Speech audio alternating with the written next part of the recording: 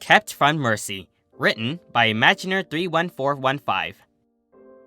Celestia may have not been the best actress, but she definitely knew how to keep emotion from her face. Centuries of being a public figure had left a graceful smile on her face, like a permanent scar perhaps, with only the slight changes to a thoughtful neutral face, or a mildly upset one for more extreme circumstances. Very rarely did she show her true face, her genuine emotions, to another pony. This moment was uncomfortably one of those times. Before her on a hard wooden chair sat a small Pegasus filly. Her baby blue curls were disheveled, her pink coat and wings marred with the dirt, and scratches from her attempted escapes. Her red eyes cast down to the ground, refusing to look up. Cozy Glow had put up quite a fight, as the royal guard brought her to talk to the princess. But between the sheer number of shoulders and Flash Magnus giving them some actual training, her endeavors have been unsuccessful. And now Celestia has to, quote-unquote, do something about her, as she had heard whispered among her subjects. Taking a deep breath to steady herself, she began. "You know why you are here, Cozy Glow." The filly did not respond, continuing to stare at the ground. "You tried to drain all the magic from Equestria, guided by Tyrek, and forced the blame onto your peers by ways of speciesism and misleading others. Highly unusual for a filly your age, I must say." Celestia looked at the window for a moment. Her voice betrayed her in the second sentence, showing a few notes of compassion. Celestia definitely hated the fact that she had to consider this a mistake. She should never have a reason to withhold grace and kindness from any of her subjects. And yet, here she was, with another subject of her own. The exception, perhaps, who still did not answer. "How old are you again?" Cozy finally replied. 12. I'm 12, okay?" Her voice was empty and bitter. It felt like a knife through Celestia's heart. The princess did not reply for a few moments, repressing her wave of despondency. With another deep, steadying breath, she continued. "How is it that you came to be enrolled in the School of Friendship?" Cozy finally lifted her eyes from the floor, bringing her gaze to meet her rulers. To Celestia's alarm, Cozy had regained the power-hungry lust she had caught a glimpse of. "I think it should be perfectly clear why I was there. Power." Hints of a smile crept into Cozy's face. Hints of fear made their way to the princess's expression. Nevertheless, the questions continued. "But what about the legal processes of enrollment?" Celestia asked.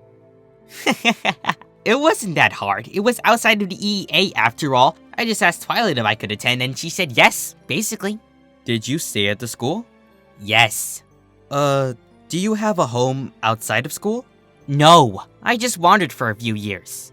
This caught Celestia off guard. She hadn't known much about the filly, but she definitely did not expect Cozy to be homeless. And she certainly hadn't expected for Cozy to be nonchalant about this fact.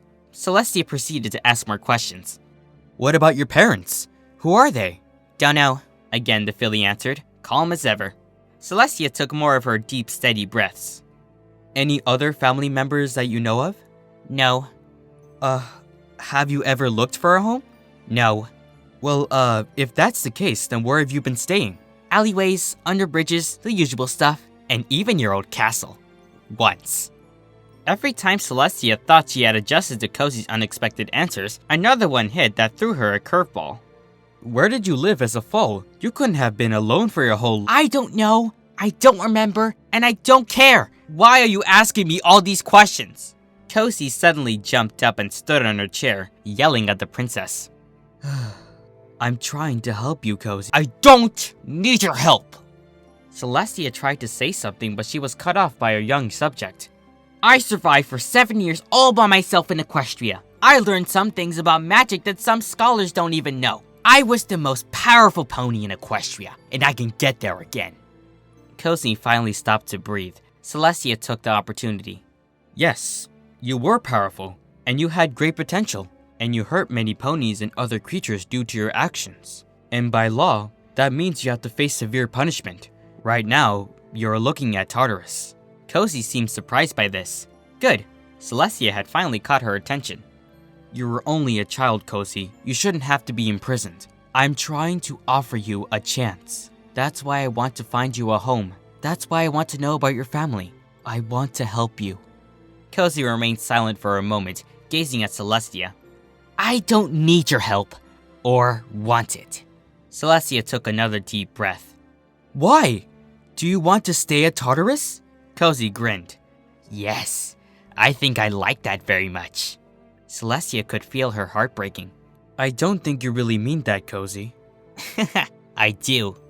Then suddenly Celestia had an idea, an example she could use. Would it work? Could she convince Cozy Glow to stay and redeem herself? Only one way to find out. You know your guidance counselor, Starlight Glimmer? Of course I know her, Cozy said. Did you know she was a lot like you once? She also made some choices that were really bad and, well, she also came close to destroying Equestria, Celestia said. I knew that already. That's why I locked her up before doing anything else with my new power. Celestia focused on her goal. Do you know why she wasn't punished? No, but I assume it's some friendship is magic nonsense. She apologized. Celestia lowered her voice to a gentle whisper. That's all you have to do. We offer forgiveness to any pony or any creature who is willing to accept it and won't repeat their mistakes. Cozy looked at Celestia dead in the eyes. You can't save me. The two held eye contact. Even if you did, it wouldn't change the past.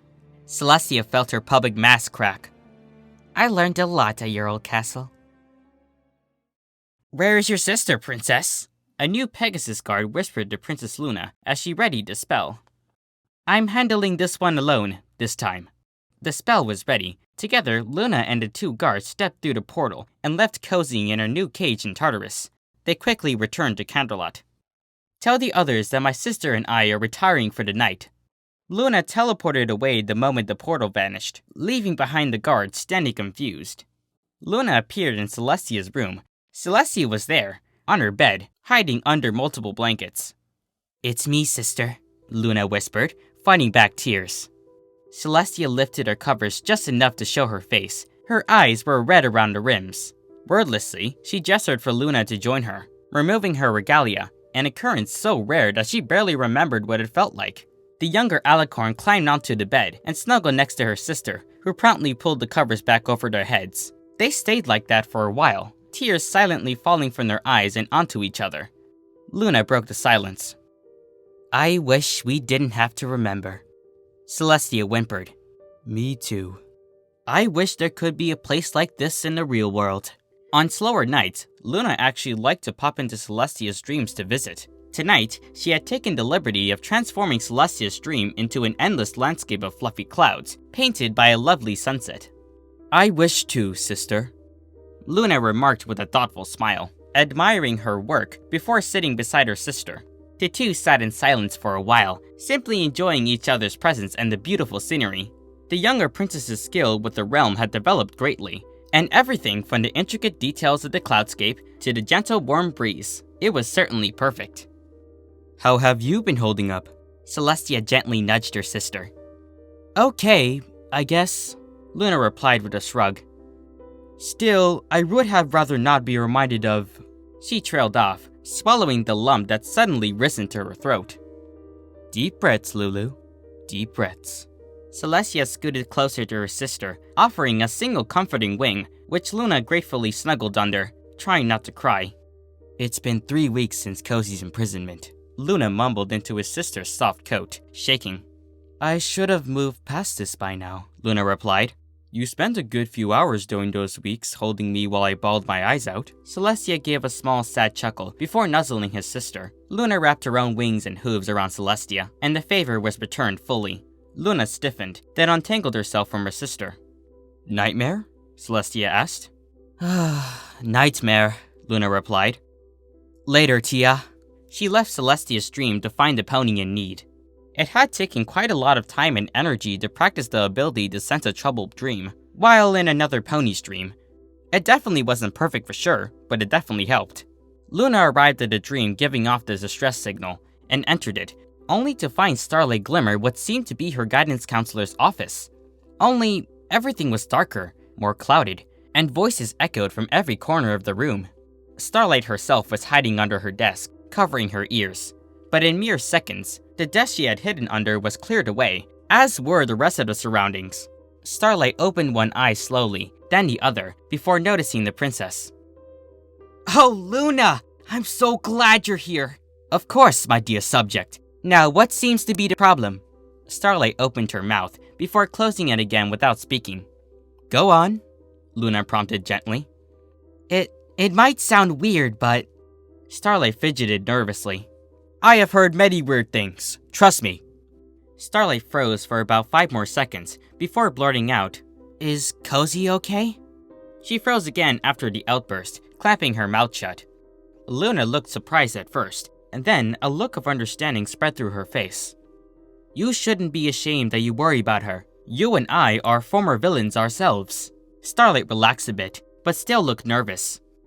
Between the calming citizens of Equestria after they lost their magic, working with Chancellor Neysay to rewrite the EEA codes, and aiding in research to make sure that there were no severe permanent effects of Cozy's scheme, my sister and I haven't had much time to think about Cozy herself. But once we have time, rest assured, we will figure something out. She won't be left in Tartarus her whole life. You have my word, Luna sternly said.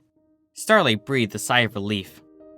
I'm glad to hear it. She's only a filly. Fillies don't deserve to be imprisoned. Ever. Starlight paused, noting an odd look on the princess's face that she couldn't read. Luna? Luna gave a slight jerk. Oh, sorry. She shook her head slightly. Anyways, yes, we will find a better solution. I can help, if you want, Starlight offered. Luna thought about it for a moment. Yes, if you could assist, that would be wonderful. All right, Starlight smiled. I guess this means you're leaving then? I guess so. Usually I spend more time in Pony's dreams, but I guess we cleared this up pretty quickly.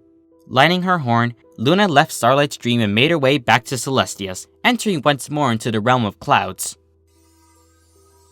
That was fast, Celestia remarked. Luna retold the events of Starlight's dream to Celestia. The two smiled, settling once more into a hug, this time sitting side by side with one wing around each other, staring off into the plain of clouds. As long as we continue to have ponies who stand against child imprisonment, everything shall be quite alright, methinks, Luna said quietly. Oh, Lulu. Celestia laughed softly at her sister's rumination, and the resulting sentence that still carried notes of the old royal Canterlot way of speaking.